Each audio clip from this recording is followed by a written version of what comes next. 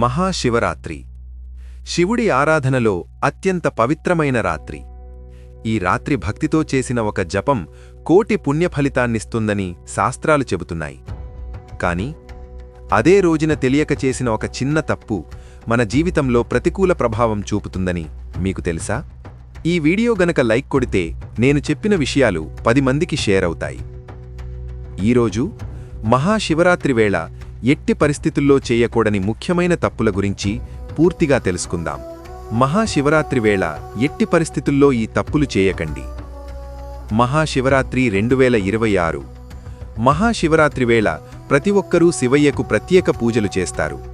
అయితే ఇదే సమయంలో తెలిసి తెలియకుండా కొన్ని పొరపాట్లు చేస్తుంటారు. దీనివల్ల శివయ్య ఆగ్రహానికి గురికావాల్సి వస్తుంది. ఈ సందర్భంగా శివరాత్రి వేళ ఎట్టి పరిస్థితుల్లో చేయకూడని తప్పులేంటో ఇప్పుడు తెలుసుకుందాం. హిందూ మత విశ్వాసాల ప్రకారం మహాశివరాత్రికి ఎంతో ప్రాముఖ్యత ఉంది. ఈ ఏడాది ఫిబ్రవరి 15వ తేదీన మహాశివరాత్రి వేడుకలను జరుపుకోనున్నారు. శివయ్యను ఆరాధించేవారందరికీ మహాశివరాత్రి ఎంతో పవిత్రమైన రోజు. ఈ రోజంతా పరమేశ్వరుడికి ప్రత్యేక పూజలు నిర్వహిస్తారు. ఈ పవిత్రమైన రోజున శైవ క్షేత్రాలతో భక్తులతో కలకలలాడతాయి.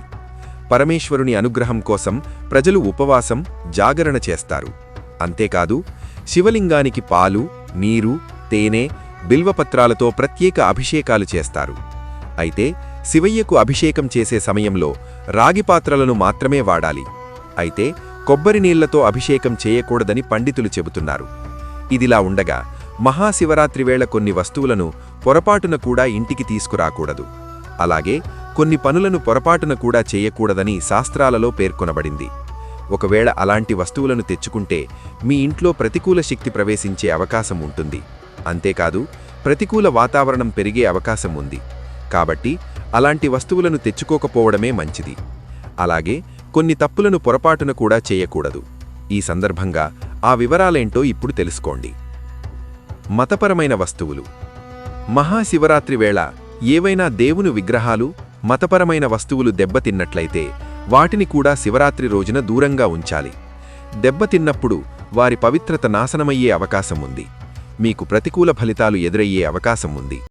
ఇలాంటి వాటిని తీసుకెళ్తే శివుని అనుగ్రహానికి దూరంగా ఉంటారు. ఈ రంగు వాడకూడదు. మహాశివరాత్రి వేళ పొరపాటున కూడా నల్లని దుస్తులు ధరించకండి. తెలుపు లేదా పసుపు రంగులో ఉండే దుస్తులనే ధరించాలి. ఈ పర్వదినాన ప్రమాదకరంగా ఉండే వస్తువులు, పదునైన వస్తువులు, కత్తులు, చాకు, కత్తెర, సూదున వంటి వాటిని ఇంటికి తీసుకురావద్దు. ఇలా చేయడం వల్ల మీ ఇంట్లో గందరగోళ వాతావరణం ఏర్పడే అవకాశం ఉంది. దీంతో మీకు ఒత్తిడి పెరగొచ్చు. తెల్లని పువ్వులతో. మహాశివరాత్రి వేళ పొరపాటున కూడా తులసి ఆకులను సమర్పించకూడదని గుర్తుంచుకోండి. శివయ్యకు కేవడ లేదా కేతకీ పూలతో పూజలు చేయకూడదని గుర్తుంచుకోండి. కేవలం తెల్లని రంగుల పువ్వులతో మాత్రమే పూజలు చెయ్యాలి. మరోవైపు మనం తెలిసో తెలియకో కొన్ని వస్తువులను నిర్లక్ష్యం చేస్తుంటాం. ఈ నేపథ్యంలో తుప్పుపట్టిన వస్తువులను మహాశివరాత్రి రోజున ఇలాంటి వస్తువులు మీ ఇంట్లో నెగటివ్ ఎనర్జీ పెంచే ప్రమాదం ఎక్కువగా ఉంటుంది. దీంతో మీ ఎదుగుదల కుంటుపడుతుంది. మానసిక ప్రశాంతత కావాలంటే మహాశివరాత్రి వేళ మానసికంగా ప్రశాంతంగా ఉండాలి.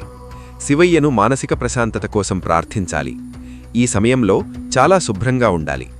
ఇలాంటి సందర్భంలో పొరపాటున కూడా పగిలిన అద్దాన్ని తీసుకోకూడదు. పగిలిన అద్దాలు ప్రతికూల వాతావరణాన్ని ఆకర్షిస్తాయి. కాబట్టి మహాశివరాత్రి వేళ పగిలిన అద్దాలకు దూరంగా ఉండాలి. అలాగే విరిగిన వస్తువులను ఇంట్లో ఉంచకూడదని గుర్తుంచుకోండి.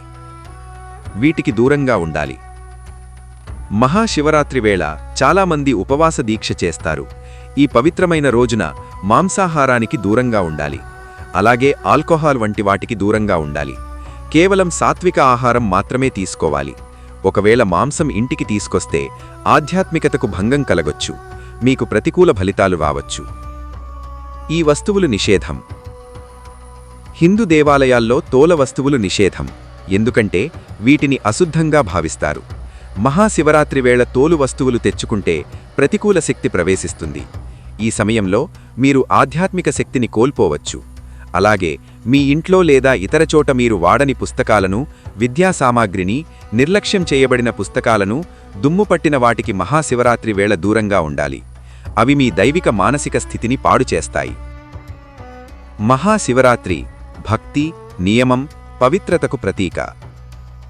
ఈ పవిత్ర రాత్రి తెలియక చేసే చిన్న తప్పులు కూడా మన జీవితంపై ప్రభావం చూపవచ్చు. కాబట్టి ఈ మహాశివరాత్రి 2026 శాస్త్ర నియమాలు పాటిస్తూ శివయ్య అనుగ్రహం పొందండి. ఓం నమః శివాయ, ఓం నమః శివాయ, ఓం నమః శివాయ. ఈ వీడియో మీకు ఉపయోగపడితే లైక్ చేయండి, మీ కుటుంబ సభ్యులతో షేర్ చేయండి, మరియు ఇలాంటి మరిన్ని ధార్మిక వీడియోల కోసం మన ఛానల్ను సబ్స్క్రైబ్ చేయండి.